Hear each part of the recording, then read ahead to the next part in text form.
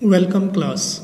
आज का हमारा जो लेक्चर है वो लास्ट लेक्चर जो हमने हीमोग्लोबिन का पढ़ा था उसी के साथ रिलेट करता हुआ आएगा कि हीमोग्लोबिन को हम देखेंगे कि हीमोग्लोबिन का स्ट्रक्चर जो कि हमने लास्ट क्लास में आप लोगों के साथ डिस्कस किया था, जिसके अंदर 2 अल्फ़ा चेन्स हैं, 2 बीटा चेन्स हैं, पोरफायरिन रिंग है और आयरन एटम उसके अंदर मौजूद है। उसके हवाले से हीमोग्लोबिन अगर हम देखते हैं तो प्रोटीन मॉलिक्यूल है जो कि आरबीसी के साथ अटैच होता है और कैरी करता है ऑक्सीजन को और कार्बन डाइऑक्साइड को टिश्यू से बैक लेकर जाता है। हीमोग्लोबिन जो है वो आरबीसी की शेप को मेंटेन करता है। आपके पास हेमेटोपोइसिस वो प्रोसेस है जिसके अंदर आपके पास रेड ब्लड सेल यानी कि इरेथ्रोपोइसिस होता है, इरेथ्रोसाइट बनता है। ये इरेथ्रोपोइसिस आपके पास बोन मैरो जो कि मेजर साइट है। बोन मैरो आपके पास जितनी भी जिस्म की बड़ी हड्डियां हैं उनके अंदर जो गुदा है उससे हमारे पास आयरन और विटामिन B12 और फोलिक एसिड की मौजूदगी में हीमोग्लोबिन बनता है। हीमोग्लोबिन की जो नॉर्मल वैल्यूज़ हैं वो मेल और फीमेल में थोड़ी सी डिफरेंस है। मेल में 14 से 18 और फीमेल में 12 से 16 ओवरऑल शो होती हैं। अब हम बात करते हैं एनीमिया की।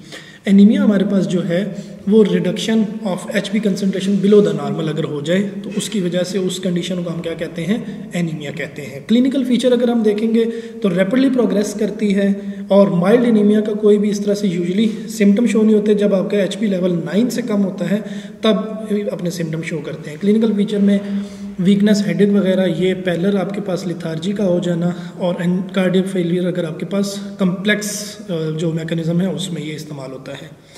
अब हम आगे नेक्स्ट आ जाते हैं क्लासिफिकेशन ऑफ एनीमिया के ऊपर, क्योंकि आपके पास एनीमिया के पॉजिटिव एजेंट बहुत से हैं, कॉजेज़ बहुत ज़्यादा हैं, इसी वजह से इसको हम थोड़ा सा क्लासीफाई करके डिटेल ओवरव्यू करेंगे। पोरफायरिन DNA सिंथेसिस की वजह से मेगालोब्लास्टिक हो सकता है, थैलेसीमिया भी है और RBC काउंट की वजह से हमारे पास सिकल सेल एनीमिया वगैरह भी कंसेप्ट में आ जाते हैं। आयरन डेफिशिएंसी एनीमिया इस लेक्चर के अंदर हम डिटेल से बात करेंगे। आयरन डेफिशिएंसी एनीमिया जो है मोस्ट कॉमन डिसऑर्डर है। Excess loss due to haemorrhage. Haemorrhage आपके पास इंटरनल ब्लीडिंग भी हो सकती है और एक्सटर्नल भी।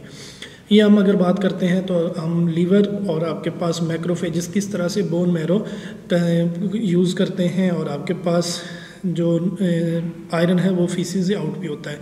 आयरन की अब्जॉर्प्शन की अगर हम देखते हैं तो कुछ फैक्टर्स इसको फेवर करते हैं और कुछ फैक्टर इसकी रिड्यूसिंग अब्जॉर्प्शन रिड्यूस करते हैं। दोनों फैक्टर्स को हम साथ लेकर देखेंगे। बॉडी के आयरन के स्टेटस की देखेंगे। Content and form of dietary iron more absorption हो जाएगी और इन्हेंसर मीट वगैरह है और इनहिबिटर आपके पास डेयरी फूड्स और हाई फाइबर फूड्स, कॉफ़ी वगैरह इनहिबिटर्स हैं। आयरन डेफिशिएंसी के अगर हम कॉजेज़ देखते हैं तो मैच्योरिटी, ग्रोथ वगैरह, प्रेगनेंसी की कंडीशन में इसकी इंक्रीज डिमांड हो जाती है और पुअर डाइट अगर हम देखते हैं तो उसमें भी है। डेवलपमेंट, वो आपके पास development of iron deficiency anaemia आपके हीमोग्लोबिन की वजह से नॉर्मल रहता है, जबकि आपके पास MCV की वजह से ज़्यादा होते हैं। साइन और सिम्टम्स बहुत ज़्यादा इंपॉर्टेंट है। स्पून शेप नेल्स हो जाना, उसके बाद ग्लोसाइटस होना और डिस्फेगिया के आपके पास आसानी से इनहेल ना हो सके, सांस लेने में दुश्वारी हो।